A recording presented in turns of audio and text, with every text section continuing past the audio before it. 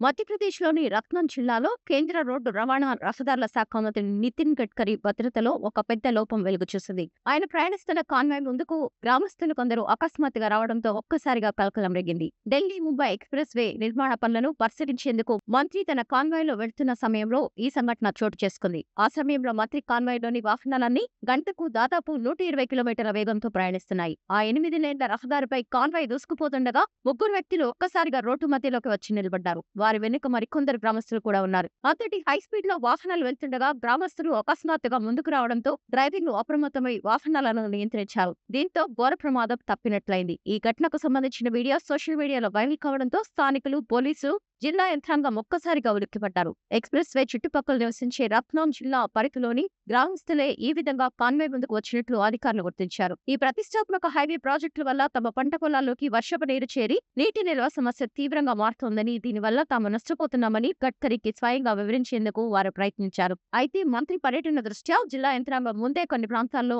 అధికారులను మోహరించి గ్రామస్తుల సమస్యలకు సంబంధించిన వినతి పత్రాలను సేకరించినప్పటికీ కొందరు నేరుగా మంత్రిని కలవాలనే ఉద్దేశంతో ఇలా రోడ్డుపైకి వచ్చారు. ఈ ఘటనపై ఉన్నతాధికారులు దర్యాప్తు చేస్తున్నారు.